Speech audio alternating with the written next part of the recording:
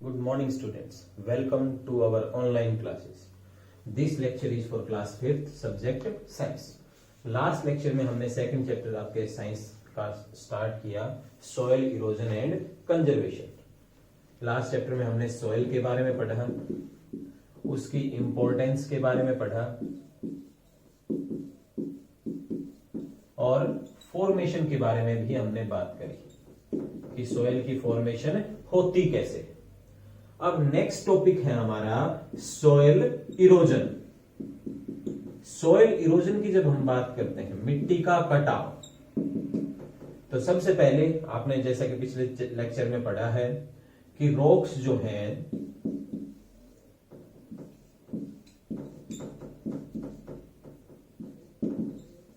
वो छोटे टुकड़ों में टूट के सॉइल की फॉर्मेशन करती है.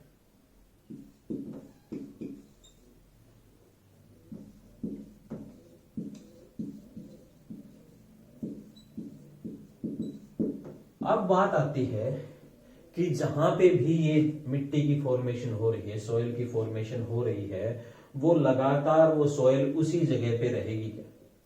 तो ये हमेशा ऐसा नहीं होता है. ये जो सॉइल है ये एक जगह से दूसरी जगह भी पहुंचती है. अब कैसे? जैसे कि मैं बात करूं, अगर विंड, वाटर, ये दो मेन कैरियर्स हैं सॉइल के, मुख्य रूप से मिट्टी को अपने साथ ये लेके जाते हैं और इसी को हम बोलते हैं मिट्टी का कटाव. मिट्टी का एक जगह से दूसरी जगह पे जाना, हम उसे ही कहेंगे सॉइल इरोजन. अब अगर डेफिनेशन की बात करी जाए तो soil erosion is a process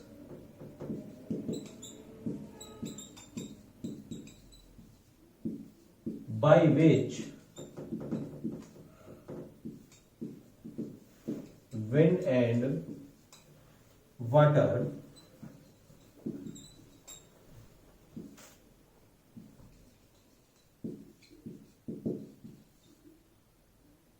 carrying away soil.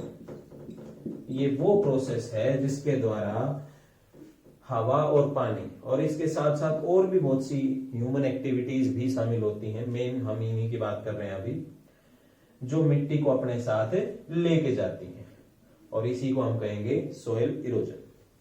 अब नेक्स्ट हम बात करेंगे कि जो ये सॉइल इरोजन है ये वाटर की वजह से कैसे होता है. इसको हम डिटेल में पढ़ेंगे यहां पे. soil erosion due to water.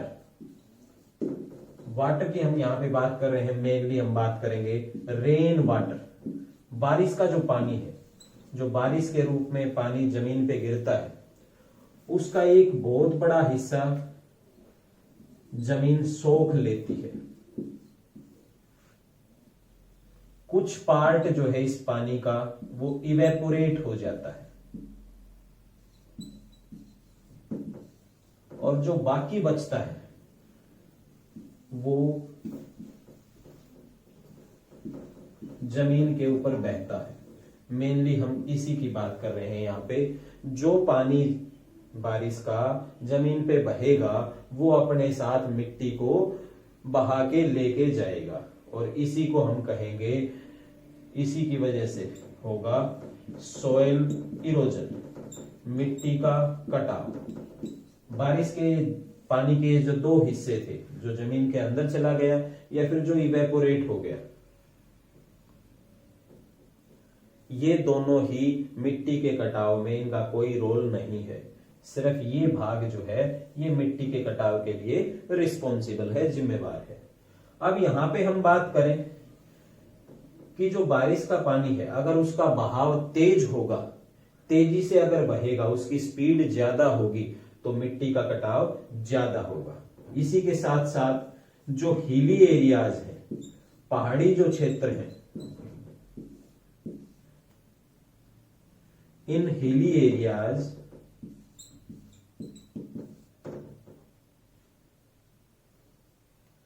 soil is eroded faster. पहाड़ी क्षेत्रों में मिट्टी का कटाव तेजी से होता है। अब यहां पे हम बात करें कि ऐसा क्यों, तो मेन रीजन है हिली एरियाज में, हिल्स में, या मैं कहूं माउंटेन्स के अंदर स्लोप्स होते हैं, ढलानें होती हैं, और इन स्लोप्स की वजह से ये स्लोप इंक्रीज कर देते हैं वाटर की स्पीड को, increase the speed of rain water. ये आप जनरली भी देखते हैं घर में भी, ढलान पे जो पानी है वो तेजी से बहता है। किसी भी तरह का ढलान हो, किसी भी तरह का स्लोप हो, पानी की जो गति है वो तेज हो जाती है, और वही रीजन यहां पे लगेगा। अब यहां पे हम बात करें, जो बारिश का पानी है तेजी से बह रहा है ढलान पे, तो वो मिट्टी को भी ज्यादा काट के लेके जाएगा, मिट्टी का कटाव भी ज्यादा होगा, और ये जो पानी है मिट्टी के साथ फिर आगे जाके रिवर्स में इंक्लूड हो जाता है, नदियों में मिल जाता है। अब बात करते हैं कि ये जो नदियां हैं जिनके अंदर मिट्टी जो है वो कट के पानी के साथ इंक्लूड हुई, शामिल हुई, ये नदियां जैसे ही मैदानी इलाकों में पहुंचेंगी, when rivers reach in plains, समतल इलाके या मैदानी इलाकों में जैसे ही पहुंचेगी, उनकी जो स्पीड है, their speed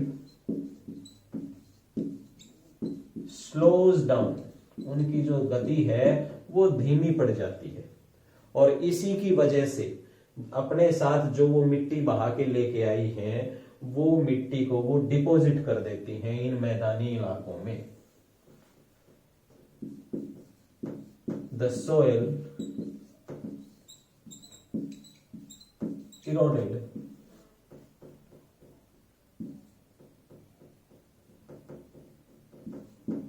is deposited in plains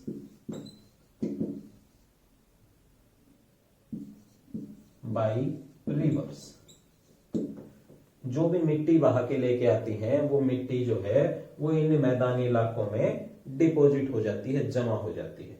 इसके साथ साथ एक पॉइंट की अगर हम और बात करें, जो हिली एरियाज से मिट्टी का कटाव हुआ था, उसके साथ साथ नदियों के तेज बहाव की वजह से, तेज गति की वजह से, जो नदियों के किनारे हैं, रिवर बैंक्स हैं, यहाँ पे बैंक्स मतलब किनारे, जो नदी के तट हैं, तट बोलते हैं हम इसे, उन तटीय क्षेत्रों से मिट्टी का कटाव भी ज्यादा होता है, जब स्पीड जो है नदी के पानी की वो तेज होगी।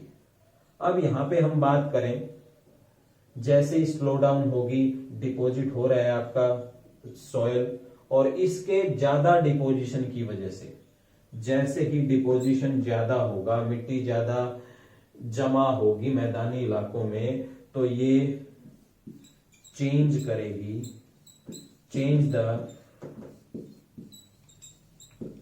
Course of river. यहां पे कोर्स यानी कि दिशा, डायरेक्शन, नदी के जो बहने की दिशा है वो बदलेगी, और इसी की वजह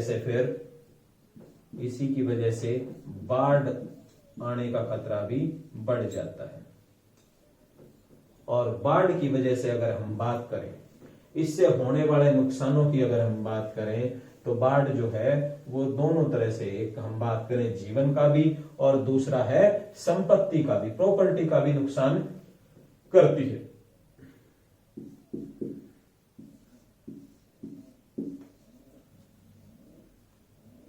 फ्लड की वजह से अगर मैं बात करूं, तो लाइफ एंड प्रॉपर्टी दोनों ही डैमेज होती है।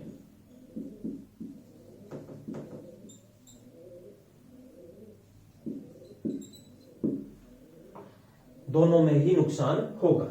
अब इसी के साथ लास्ट पॉइंट हम यहां पे डिस्कस कर रहे हैं इस टॉपिक का।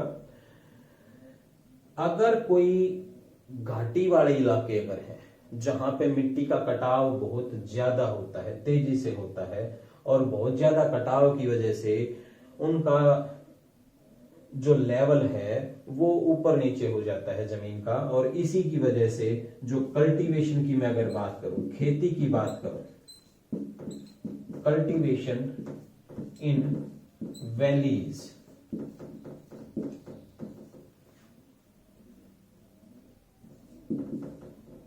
is almost impossible.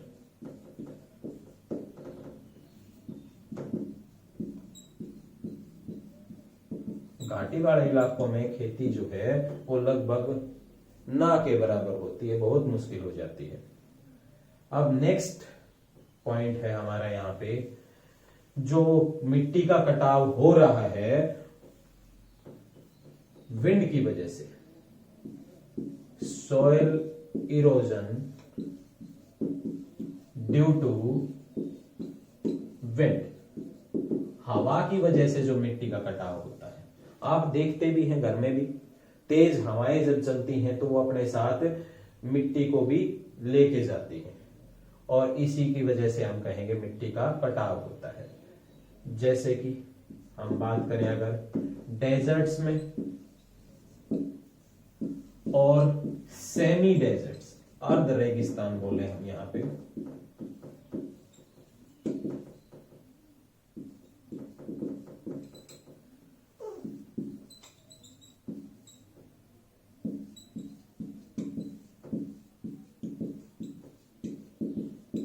रेगिस्तानी इलाकों में और जो अर्ध रेगिस्तान जहां पे कुछ पौधे होते हैं और यहां पे बिल्कुल ना के बराबर, ऐसी जगहों पे हवाएं जो हैं वो अपने साथ मिट्टी को उड़ा के लेके जाती हैं, और इसी की वजह से होगा मिट्टी का कटाव।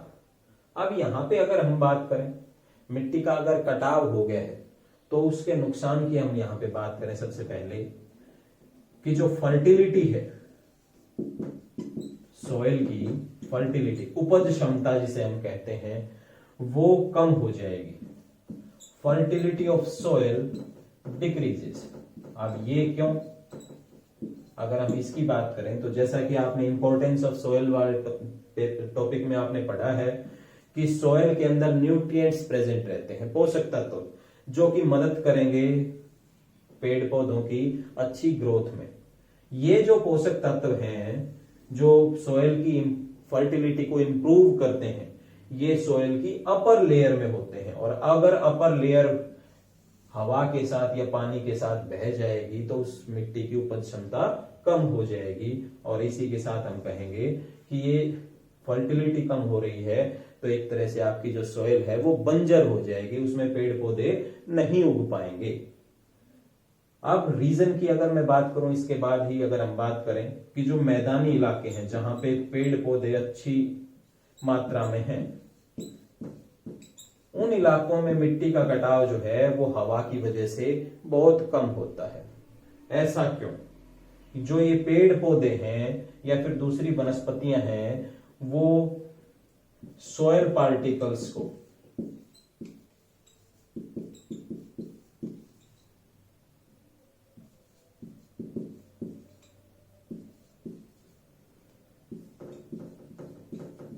पेड़ पौधों की जो जड़ें हैं वो सॉइल पार्टिकल्स को बाइंड करके रखती हैं, अच्छे से जकड़ के रखती हैं, और इस वजह से मिट्टी का कटाव कम होता है जहां पे पेड़ पौधे ज्यादा होंगे। इसके बाद हम कुछ ह्यूमन एक्टिविटीज के बारे में पढ़ेंगे जिनकी वजह से मिट्टी का कटाव होता है। ये हम पढ़ेंगे नेक्स्ट लेक्चर में। Thank you.